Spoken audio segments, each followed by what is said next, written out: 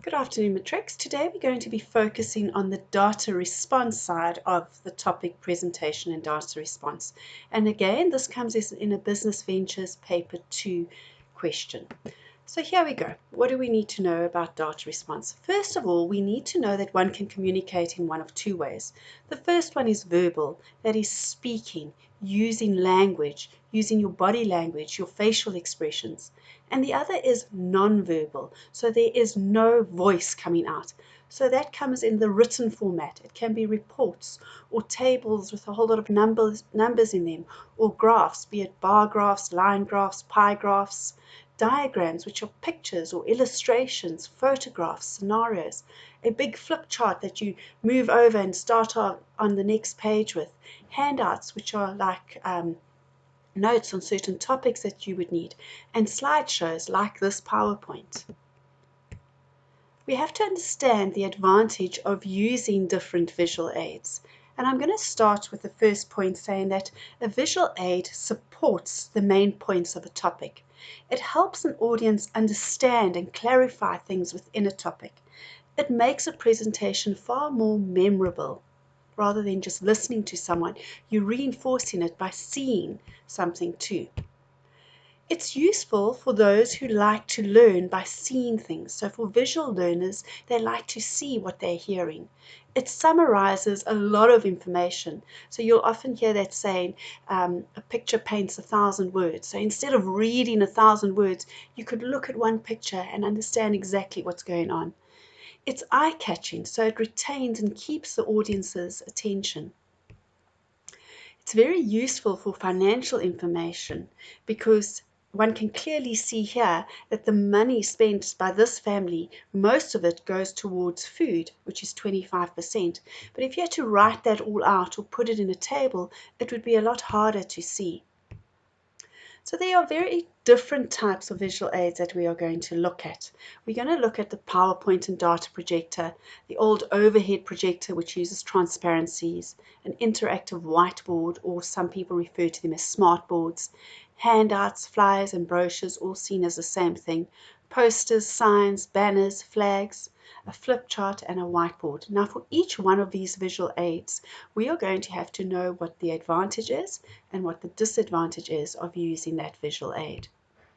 So we're going to start off with the data projector, and we need the data projector to project our PowerPoint so everyone can see them. So there's a big plus sign there because we're thinking of the advantages, the positives.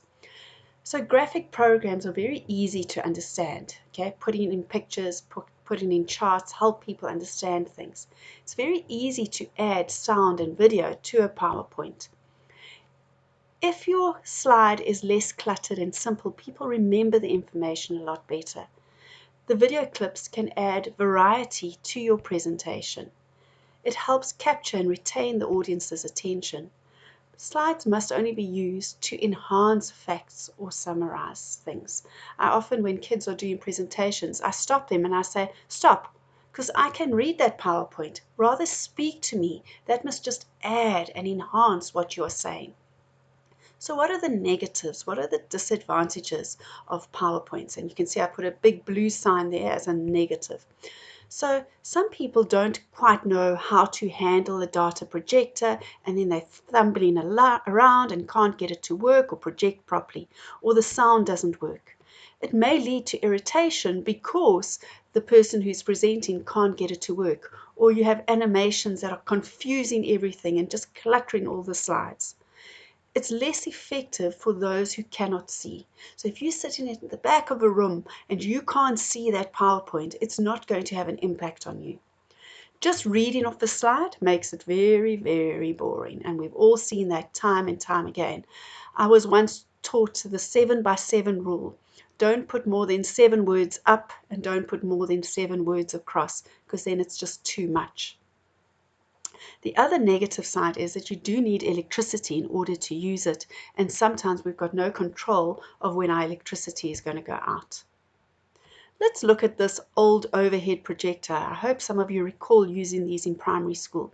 So the big advantages for this is it summarizes simple graphics quite quickly. Okay, and you can put one transparency on top of another and get more and more detail. So let's say you were doing map work, you'd start with the outline of a contour, and then you'd add another topographic feature on top of it, and it just adds to the whole projection that is being shown.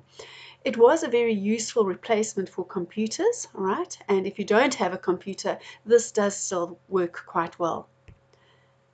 The other advantage was that you could use different color pens as well to show and highlight different things.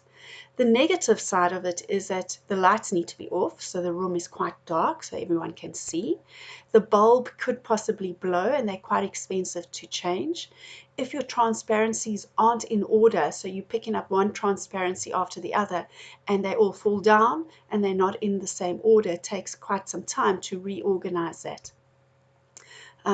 Like I said, they are now outdated and most people use PowerPoints instead of an old overhead projector. You can't add sound to a projector other than the person sitting there and talking you through it. It can't be pre-organized. So here are some more advantages. You can prepare all your slides in advance. I said that it does help with complex diagrams because you put in more and more layers on top of each other. But in this case, the really nice advantage here is that the teacher or the presenter always has to look at the audience. They can never turn their back. Whereas with the PowerPoint, often people read it and turn their back to the audience. Disadvantages, you can quickly read through those, but I've basically covered them in the previous slide. Let's move on to an interactive whiteboard or a smart board. So that means anyone can come up to that board, add things on, and then you can save whatever was happening during that presentation and send it out electronically to people.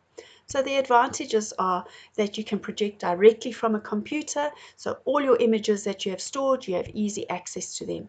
The special pen allows the presenter to collaborate and make sure that they can get everything where they need it to be. Additional notes added during the presentation can be saved, like I said, and then sent out to everyone afterwards. And it's really controlled by the touch of a finger. It's easy to add sound, to add pictures, to put videos in, so it really helps to enhance the quality of the presentation. It's useful to capture the feedback. So you know how we spoke about feedback that you get after the presentation? You can actually capture that while the presentation is taking place. The disadvantage are that you actually need to know how to use it, okay? Because there are some really unique features that take a little bit of training in order to know how to use it effectively. It is expensive because there is a license that you need to purchase in order to run the software so that you can project and add all these different features to it. So for those who are technically challenged, it's quite a daunting task to use an interactive whiteboard. And you could lose signal while you are using it. Your internet could go off, the lights could go off, and then you really are on your own again. Let's talk about handouts, flyers, and brochures. Remember, a handout is something that you're going to give after you've done your presentation, or you're going to give a brochure about the things that you spoke about. So what are the advantages of handouts, flyers, and brochures? You hand them at the end of the presentation, and it's got the useful information like contact details, names, and things like that. Another advantage is that it's easy to update handouts and with more recent and current information. So the disadvantages are that handouts cannot be combined with audio material, so you can't add a voice to a handout at all. Handing out of material at the start of a presentation may actually make your audience not listen to you and rather focus on the handout or the flyer that's been given to you. So I was once in a meeting where we were given notes, and instead of listening to the person presenting, we were all reading the notes, and the presenter got quite angry with us. So I always remember that point quite well. The other thing is it's not a detailed handout, okay? So it's just got the brief summary or brief outline of the things that is in there. So it does increase the risk of unauthorized duplication of your actual material. So people may go and copy what you have written and actually plagiarize your work. If we look at posters, signs, banners, flags, any of those portable advertisements or things, what are the positives of doing that? Well, firstly, one can put your logo and your branding can be out there for everyone to see, especially if it's colorful and eye-catching. And if you think of those big banners, they kind of flap in the wind, so it does get everyone's attention. And because they're so large, everyone focuses on them, and you can place them exactly where you want them to be, so they can be quite strategically placed at an event. The disadvantage of all of these things is that it may overpower or draw attention away from the actual presentation that's going on. May not always be useful in a very small venue, or the audience may see it as creating a crowded feeling. The other thing is that it also only focuses on visual aspects. So once again, there is no sound. I hope you're picking up a trend that for all the negatives, except for the PowerPoint and the interactive whiteboard, they can't have any sound added to them. Right, now onto the Flipchart or whiteboard. So the positive things is it really works well in a small venue, in a small room. So in a classroom, that's almost the perfect size because you can put it in the front and you can write on it. It's very effective when you're wanting to get people to throw their ideas at you and brainstorm, and then you quickly jot them down. It's also useful during feedback sessions because you can jot down information that you possibly didn't have on a PowerPoint. And again, it can be used to summarize ideas. The negative thing is it's quite big and bulky, okay? And it makes that horrible noise when you're flipping over a page. And I know for me that definitely distracts it.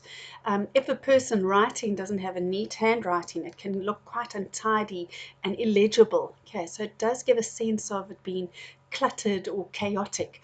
I just always imagine those flip charts falling over and just causing chaos everywhere. And gentlemen, I'm going to stop for a moment and put on a new slide with what we would call video conferencing. So if we think of video conferencing apps, we know that we've got Skype, we've got Zoom, we've got Google Meet, we even have on Teams, we have the Meet function. So all of these have really come out a lot in terms of lockdown and people aren't being able to be in the same place. So what are some of the advantages of video conferencing? Well, people can see and hear each other during their communication. It can be used when a presenter wants to refer to documents and then they share and upload them so everyone can look at these documents. So it can be used for international meetings too. Excuse that one there. So international meetings, you are spending less on travel now. There's no need to spend all that money on travel and food. Documents can be viewed on the screen by everyone at the same time. Ideas and knowledge can be communicated between all those in the meeting. The negatives are that it takes away from that personal aspect of a conversation. The environment or the surrounding area may limit people to retain information effectively. We've seen those examples of where a gentleman is being interviewed on TV and his kid comes in from behind and does a little dance. Okay, so you don't always have control of the environment around you. It can be difficult to get everyone at the same time when scheduling a session. You saw my pop-up now. I've got a Google Meet in 15 minutes, so I better get ready. But sometimes you actually can't. Electricity goes off or another meeting has cropped up and you can't actually meet that deadline. People who use this equipment must be properly trained on how to use the equipment. Conferencing facilities can be expensive, and everyone is going to attend the meeting needs access to suitable hardware and software in order to run these video conferencing apps. There might be a slight delay between responses, and especially from one side of the panel to the other panel. And the video camera might not be able to see all parts of a room at the same time, so some people might not be easy to see at the meeting. And I hope that has given you a good idea of all the different types of visual aids that one can use when presenting business information and what the advantages are and the disadvantages are of them. Have a good day, everyone.